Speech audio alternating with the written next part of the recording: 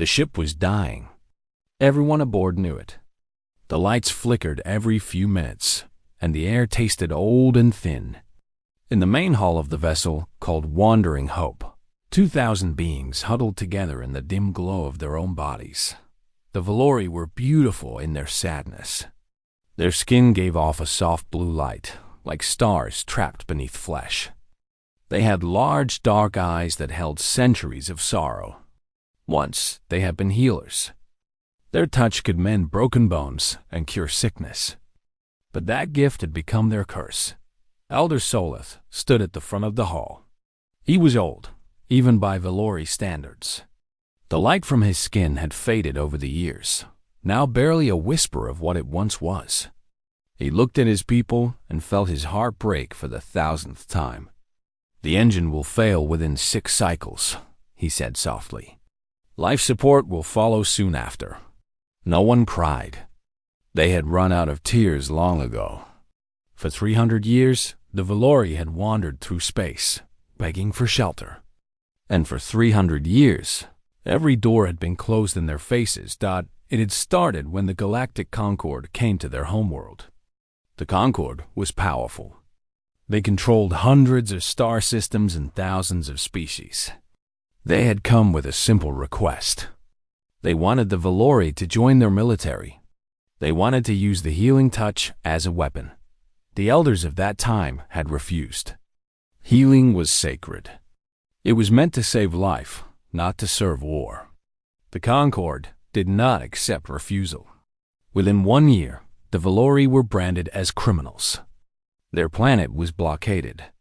Any species that helped them would face punishment. So the Valori ran.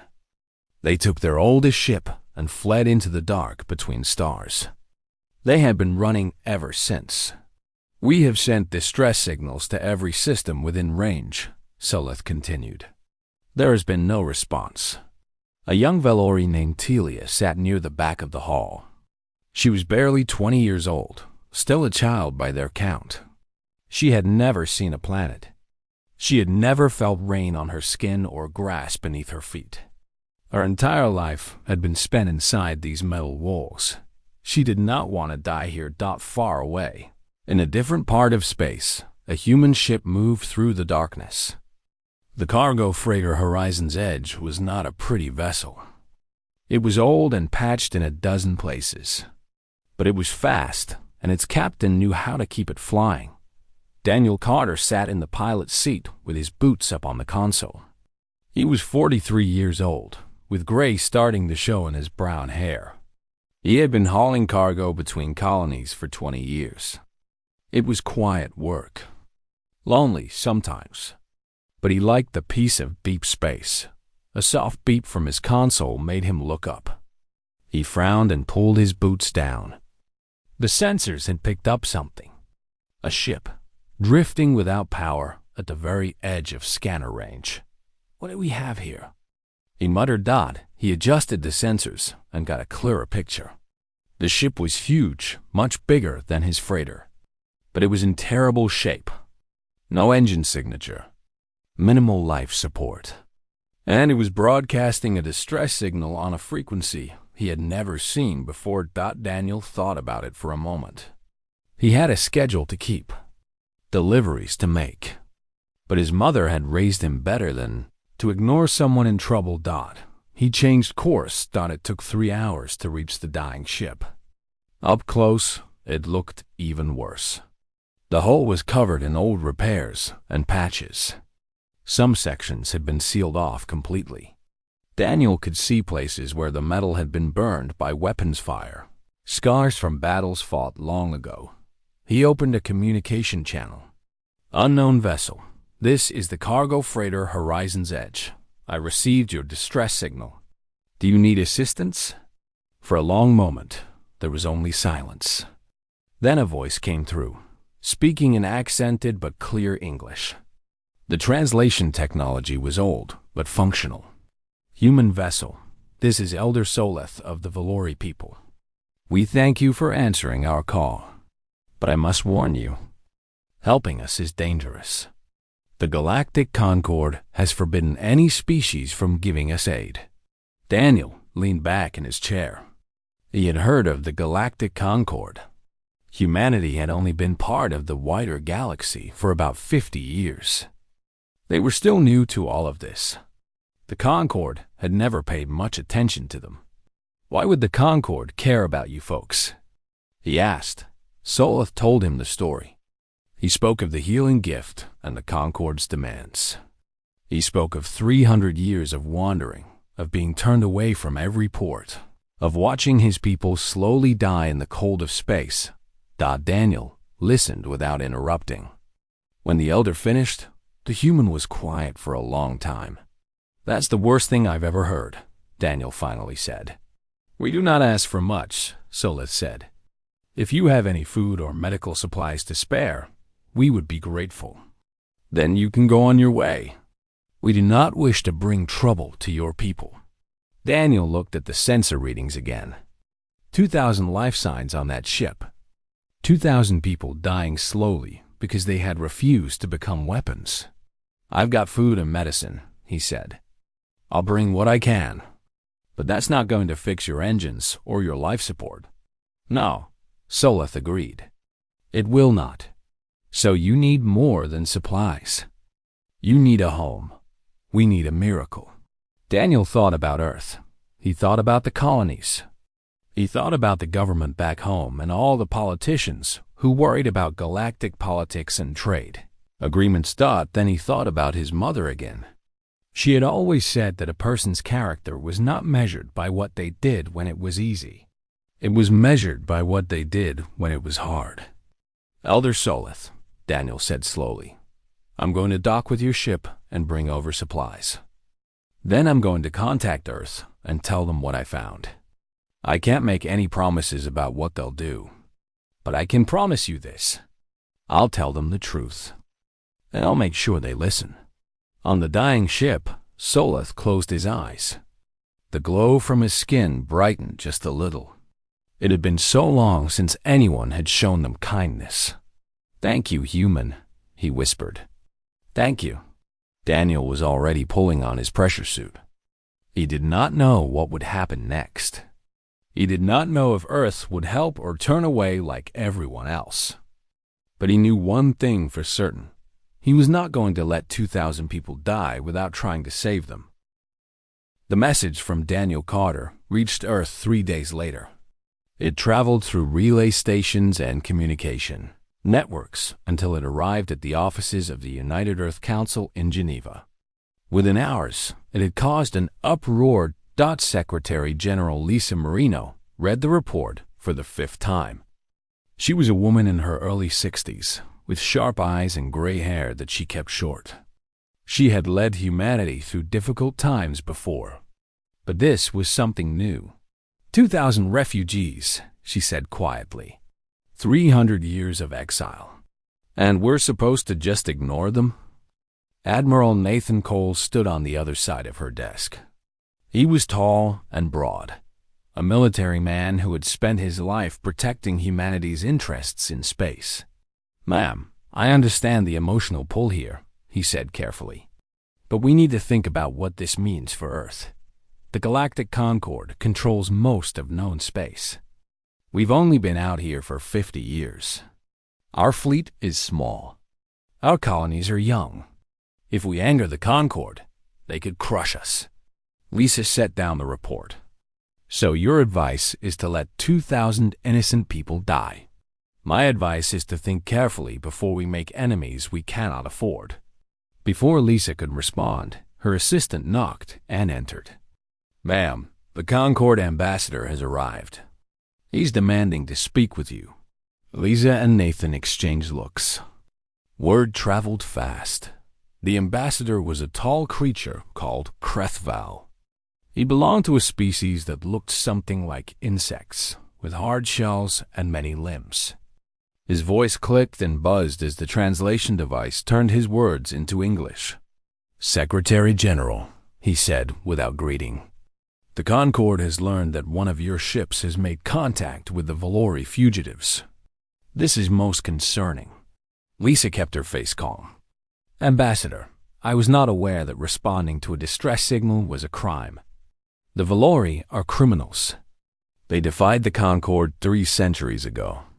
Any species that provides them with aid will face consequences, trade restrictions, economic sanctions, and, if necessary, military response. Nathan tensed beside her. This was exactly what he had warned about. Lisa leaned forward. Ambassador Crethval, help me understand something. What exactly did the Valori do that was so terrible? The ambassador's shell rattled. They refused a lawful order from the Concord. They defied our authority. They refused to let you turn their healing abilities into weapons, Lisa said. That's what I read in the reports. They said no to war, so you punished them for 300 years. The reasons do not matter. The law is the law. Lisa stood up slowly. She walked to the window and looked out at the city below. Millions of humans going about their lives. They trusted her to keep them safe, to make wise decisions. Ambassador, she said without turning around, I need time to consult with my government. This is not a decision I can make alone. Crethval made a sound that might have been satisfaction. Very well. The Concord will give humanity 30 standard days to make the correct choice. If you harbor the Valori after that time, there will be consequences. After the ambassador left, Nathan let out a breath. 30 days. That's not much time. It's enough, Lisa said. She turned back to him. Nathan, I want you to start preparing our fleet, quietly, just in case. Ma'am? I haven't made my decision yet, but I'm not going to be forced into it either. Over the next 2 weeks, Lisa did her research. She spoke with scientists who studied the Valori. She read old records from species that had encountered them before. She even managed to get a secret communication link to Elder Soleth himself. What she learned made her angry. The Valori were not criminals. They were victims. 300 years ago, a terrible plague had swept through several Concord worlds. The Concord's own scientists had created the plague by accident during weapons research.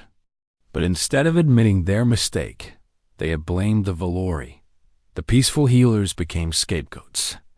The Concord drove them from their home and made it illegal to help them, all to cover up their own failure. Lisa brought this information to the full council. Representatives from every human colony gathered to hear her speak.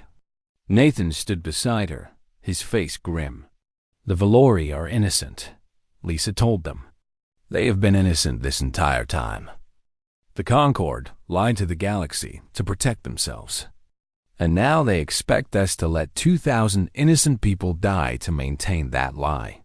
The council chamber erupted in argument. Some representatives shouted that humanity could not afford to fight the Concord. Others demanded that they do the right thing. The debate went on for hours. Finally, an old representative from the Mars colony stood up. His name was George Kim, and he had been in politics longer than most of them had been alive. When I was a boy, he said, my grandfather told me stories about Earth's history. He told me about times when people fled from war and persecution. He told me about boats full of refugees being turned away from safe harbors. He told me about the shame that followed those decisions for generations. He paused and looked around the room. My grandfather always said that humanity's greatest failure was not cruelty. It was indifference. It was seeing suffering and choosing to look away. The chamber fell silent. The question before us today is simple, George continued. What kind of species do we want to be? Do we want to be the ones who turn away the desperate? Or do we want to be better than that? Lisa called for a vote. It was close. Painfully close. But in the end, the council chose compassion. The next day, Lisa Marino stood before cameras that would broadcast her message across the galaxy. She wore a simple blue suit and spoke without notes. To the Galactic Concord and all who are listening, she said, humanity has made its decision. We will offer sanctuary to the Valori people. They will be given a home on the colony world of New Cascadia, where they can live in peace. She paused and looked directly into the camera. We know the risks of this choice. We know the Concord may punish us. But some things are more important than safety. Earth was built by people who fled persecution. People who crossed oceans and then crossed the stars in search of a better life. We will not betray that legacy by turning away others in need. Our voice grew stronger. To Elder Soleth and the Valori people, I say this. You have wandered long enough. You have suffered enough. Come home. Earth will protect you. Across the galaxy, billions of beings watched the broadcast. Some laughed at the foolish humans. Some were angry at their defiance. But others, beings from species who had been bullied by the Concord for centuries, felt something they had not felt in a long time. They felt hope. On the wandering hope, the Valori wept. For the first time in 300 years, someone had stood up for them. And on a Concord warship, High Armorer Zalan watched the broadcast with cold fury in his eyes. So be it, he said. The humans have made their choice.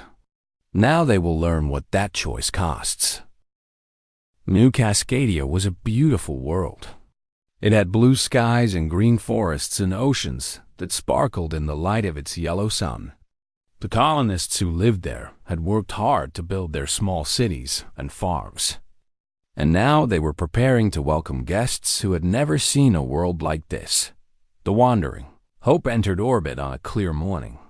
Human ships escorted it gently down through the atmosphere. On the ground, thousands of colonists had gathered to watch. When the old ship finally landed, there was a long moment of silence. Then the doors opened. Elder Soleth stepped out first. The sunlight touched his skin, and his whole body began to glow. After 300 years in the darkness of space, the warmth of a star felt like a miracle dot behind him. The other Valori emerged slowly. Many of them fell to their knees when their feet touched grass for the first time. Some wept openly. Children who had never known anything but metal walls ran forward and stopped in wonder at the sight of trees. Young Telia walked out with her eyes wide. She looked up at the sky, so vast and blue and endless. She felt the wind on her face, cool and carrying the scent of flowers. A tear rolled down her cheek. "It's real," she whispered. "It's all real." A human woman approached Elder Soleth. She had kind eyes and gray streaks in her dark hair. "Elder Soleth, my name is Amy Walsh. I'm the Chief Medical Officer here. Welcome to New Cascadia." Soleth took her hand gently. "Dr. Walsh, we thank you. We thank all of you. There are no words for what this means to us." Amy smiled. "You don't need words. Just rest. You're safe now."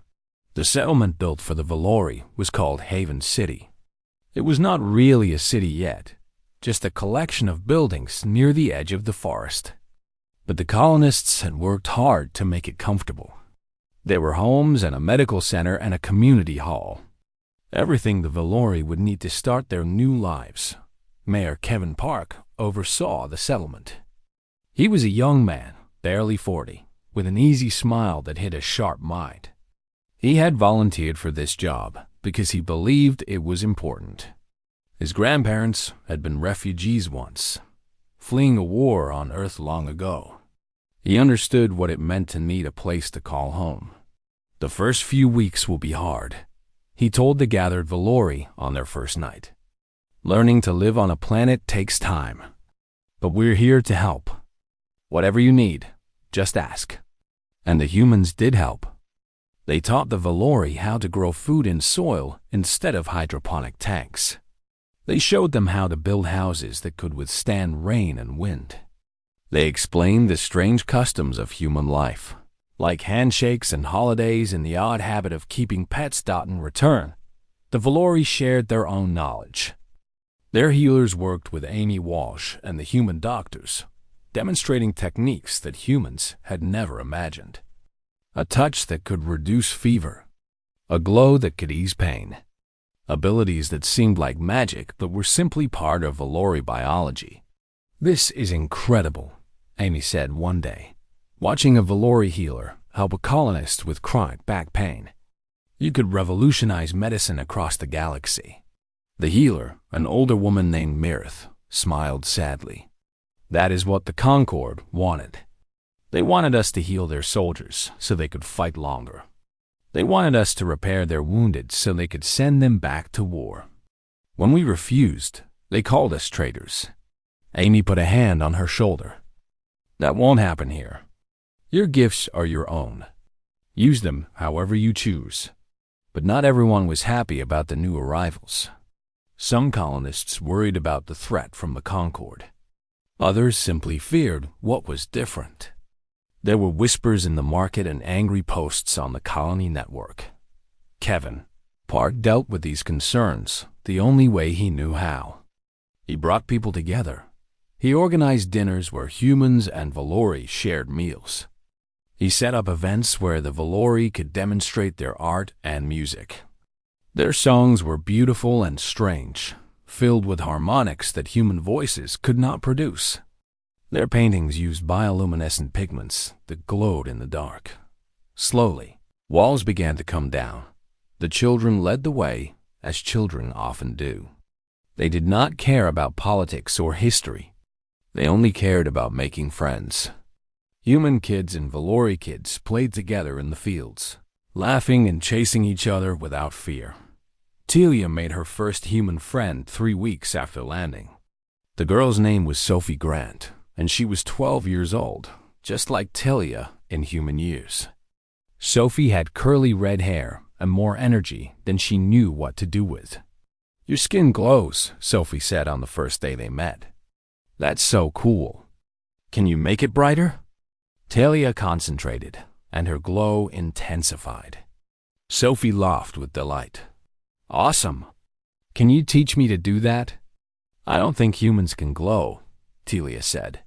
"Bummer. But you know what? I can teach you to climb trees." "Have you ever climbed a tree?" Telia shook her head. She had never even seen a tree until a few weeks ago. "Come on," Sophie said, grabbing her hand. "This is going to be great." They became inseparable after that. Sophie showed Telia all the wonders of the planet. The river where you could swim in summer. The hill where you could watch the sunset.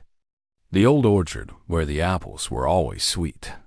In return, Telia told Sophie stories about the Valori, about their history and their long journey through the stars. Elder Soleth watched their friendship with a full heart. This was what he had dreamed of for 300 years. Not just survival, but life. Real life, with friends and homes and futures. But he knew it could not last forever. News from the galaxy reminded them constantly of the danger. The Concord had not forgotten. Their deadline was approaching. One evening, Soleth gathered his people in the community hall. His glow was stronger now, fed by sunlight and hope. But his voice was heavy. "The Concord's ultimatum expires in 10 days, he said. "After that, they will act. We do not know what they will do, but we know it will bring danger to the humans who have sheltered us." He paused and looked around at the faces watching him.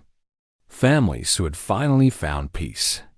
Children who had finally found happiness. "I have been thinking," he continued. "Perhaps we should leave. If we go now, the humans will be safe. The Concord will have no reason to punish them." A murmur went through the crowd. But before anyone could respond, a human voice spoke from the back of the hall.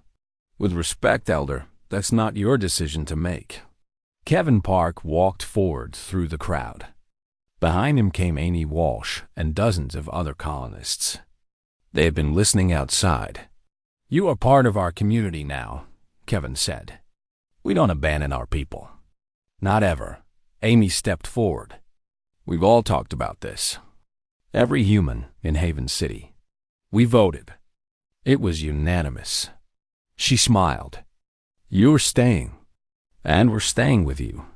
Soleth felt his eyes grow wet. "You would risk war for us?" Kevin put a hand on the elder's shoulder. We'd risk a lot more than that. You're our neighbors now. You're our friends. And nobody threatens our friends. Outside the hall, Telia and Sophie watched through a window. They did not fully understand what the adults were talking about, but they understood enough. Are you scared? Sophie asked. Telia thought about it. A little. Are you? Sophie reached out and took Telia's hand. A little, but we're together. That makes it better. Above them, the stars were coming out.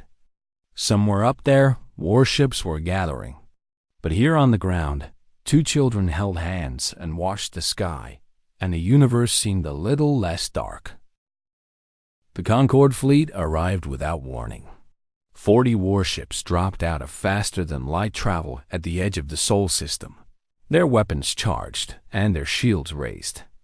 Each ship was massive, built for conquest, covered in weapons that could reduce a planet to ash. Admiral Nathan Cole watched them appear on his tactical display.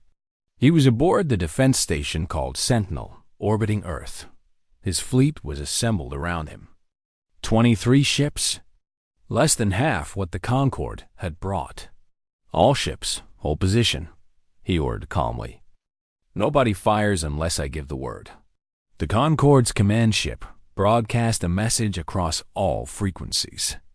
The voice belonged to High Arbiter Zolan, a being whose species had been conquering worlds when humanity still lived in caves. Attention, humans. Your 30 days have ended. You have defied the will of the Galactic Concorde. You have sheltered criminals and rejected our authority. This is your final chance. Surrender the Velori to us within 48 hours. If you refuse, we will blockade your world. We will cripple your economy. And if necessary, we will take the fugitives by force. The message ended. Silence filled the command center of Sentinel Station. Nathan turned to his communications officer. Get me Secretary General Marino. Lisa appeared on screen moments later. She looked tired.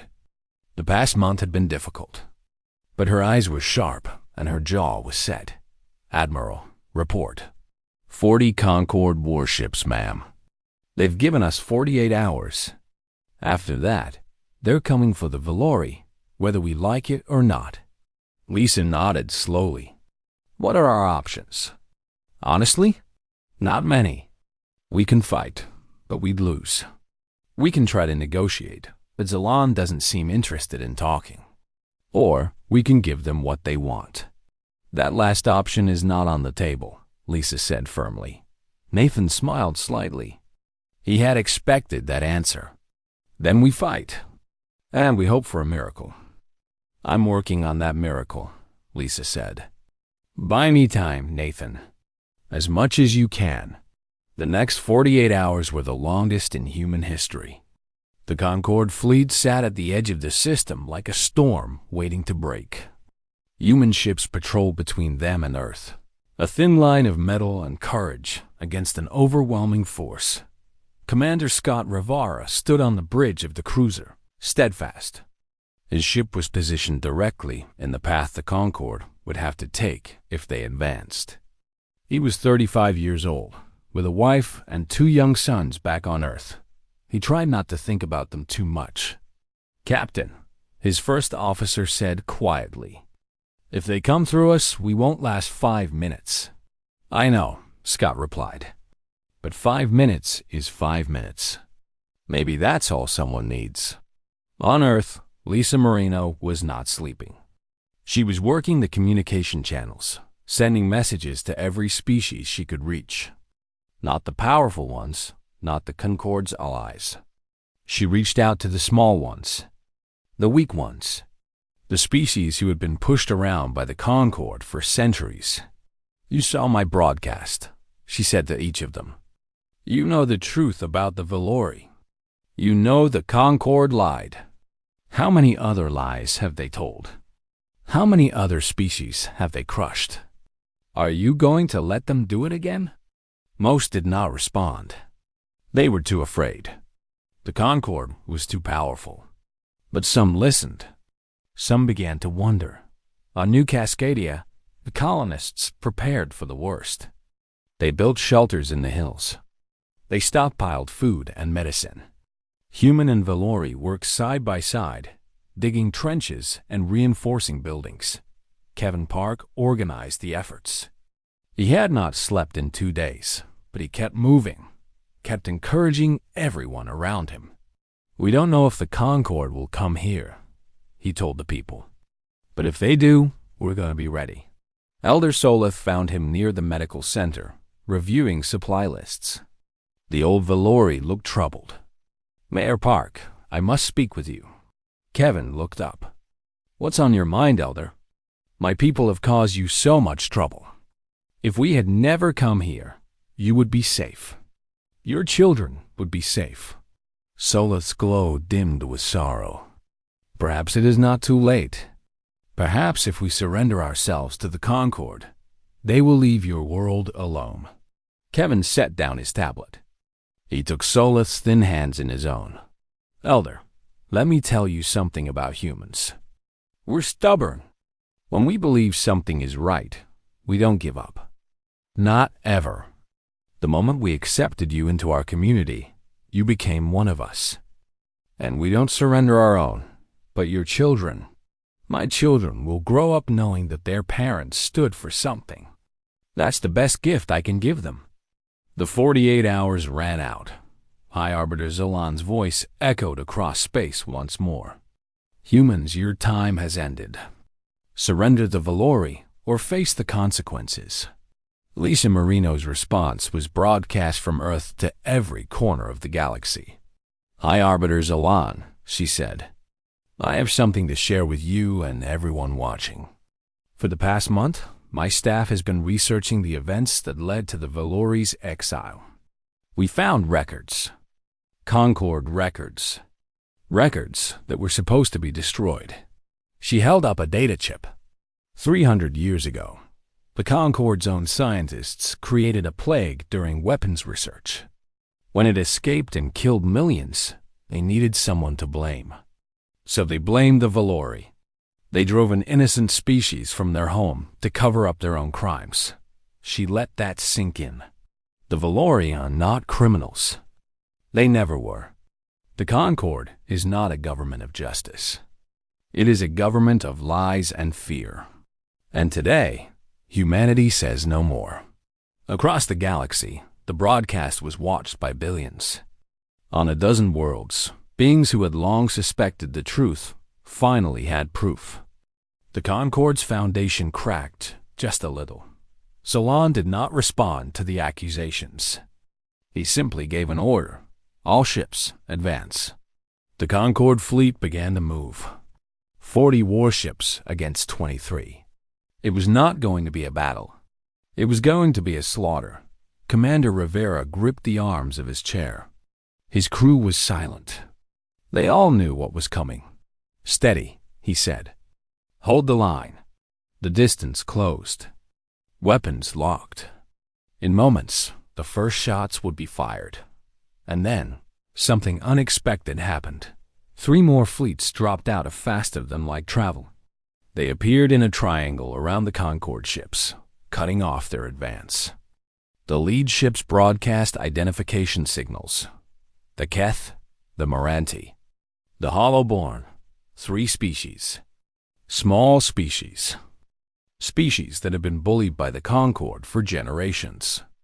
Alone, they were nothing. Together, they outnumbered the Concorde fleet. A new voice joined the communication channels. It was deep and rumbling, belonging to a Keth commander. "High Arbiter Zolan. We have watched this situation develop with great interest. We have seen the evidence the humans provided, and we have made a decision." The Keth commander paused. "The Concorde does not speak for us anymore. These humans, these Valori, they are under our protection now. If you want them, you will have to go through all of us." In the command center of Sentinel Station, Admiral Cole stared at his display in disbelief. The odds had just shifted. On Earth, Lisa Marino covered her mouth with her hand. Her miracle had arrived. On the bridge of the Steadfast, Commander Rivera laughed out loud. His crew started cheering Dot, and in the command ship of the Concorde fleet, High Arbiter Zalan stood frozen with rage. He had expected easy prey. Instead, he had found a coalition. High Arbiter, one of his officers, said nervously, "Our fleet is now outnumbered. If we engage, we will suffer significant losses." Zalan's claws dug into the arm of his command chair.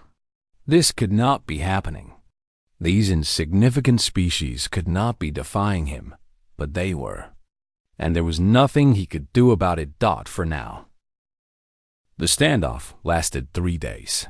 The Concorde fleet remained in position, their weapons ready, their commander seething with humiliated rage. The combined forces of humanity, the Keth, the Moranti, and the Hollowborn surrounded them, waiting for a move that never came. High Arbiter Zalan understood the mathematics of war. He could still fight. He could still cause tremendous damage. But he could no longer win. A battle here would weaken the Concorde's military for decades. Other species, seeing that weakness, might grow bold. The entire structure of Concorde, power could crumble, all because of one small species that refused to leave behind 2,000 refugees. On the third day, Zalan opened a private channel to Secretary General Marino. "Human," he said, his voice cold with hatred, "you have made a powerful enemy today. The Concorde has a long memory. We will not forget this humiliation." Lisa sat in her office in Geneva, exhausted but unbowed. "I'm sure you won't, High Arbiter. But consider this. 300 years ago, you destroyed the Valori because they said no to you. Look where that choice has led. Maybe the Concorde should spend less time making enemies and more time making friends." Zalan hissed, "You know nothing of galactic politics. I know that empires built on fear always fall eventually. The question is whether the Concorde wants to fall fast or slow." The communication ended. 6 hours later, the Concorde fleet withdrew, vanishing into faster-than-light travel. They left behind no threats, no warnings, nothing but silence. The galaxy watched in stunned amazement. The mighty Concorde had backed down. The humans had won. News of the victory spread like wildfire. On 100 worlds, beings who had lived in fear of the Concorde began to whisper new ideas. If the humans could stand up and survive, maybe others could too. Maybe things could change. On Earth, the celebration lasted for days. People danced in the streets. Children waved homemade flags. Politicians who had opposed Lisa's decisions suddenly claimed they had supported her all along. Lisa watched it all from her window in Geneva. She was glad, of course, but she was also tired. She had not slept properly in weeks, and she knew that this was not really the end. The Concorde would remember. They would wait for their moment. The danger had been delayed, not destroyed, but that was a problem for tomorrow. Tonight, humanity could celebrate. On New Cascadia, the celebration was even more intense. Humans and Valori gathered in the central square of Haven City, sharing food and music and laughter. The Valori had learned some Earth songs. The humans had learned some Valori harmonies. The result was strange and beautiful, and absolutely joyful. Elder Sola stood at the edge of the crowd, watching his people smile for the first time in generations. Tears streamed down his weathered face, and his skin glowed brighter than it had in centuries. Dr. Amy Walsh found him there. She stood beside him quietly for a moment. "How are you feeling, Elder?" Soleth wiped his eyes. "I have lived for 400 years. I have seen my people suffer more than any species should endure. But I have also lived to see this day, to see my people happy, to see children playing without fear." He turned to look at her. "I can die content now." Amy smiled. "Let's hold off on that for a while. You've got a new world to explore. A lot of living left to do.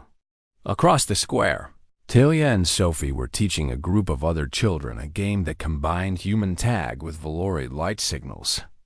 The kids ran and laughed and glowed. Human and Valori mixed together without any sense of difference. Kevin Park watched them with a grin. His wife, Maria, stood beside him, her arm linked through his. "You did something good here," she said softly. "We all did," he replied. "Every single person in this colony." The formal ceremony took place a week later. Representatives from Earth, the Keth, the Moranti, and the Hollowborn gathered on New Cascadia to witness a historic moment. The Valori were about to become citizens of the United Earth Coalition. Lisa Marino stood on a platform before the assembled crowd. Elder Solas stood beside her, his glow steady and strong. 300 years ago, Lisa began, the Valori were cast out into the darkness. They were told they were criminals. They were told they had no place in the galaxy. Every door was closed to them. Every hand was raised against them. She paused and looked out at the crowd. But the Valori were not criminals. They were victims of a lie told by those who valued power over truth. A lie maintained by those who were too afraid to question it. Her voice grew stronger. Humanity chose to question that lie. We chose to look at the Valori and see not criminals, but refugees. Not threats, but friends.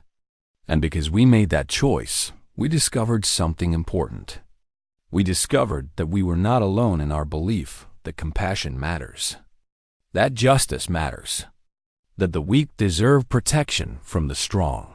She gestured to the representatives of the other species. Today, we stand together as proof that a better galaxy is possible. Not through conquest, not through fear, but through kindness, through courage, through the simple act of opening our doors to those in need. Lisa turned to Elder Soleth. "Elder, on behalf of the United Earth Coalition, I am honored to offer full citizenship to every member of the Valori people. Your wandering is over.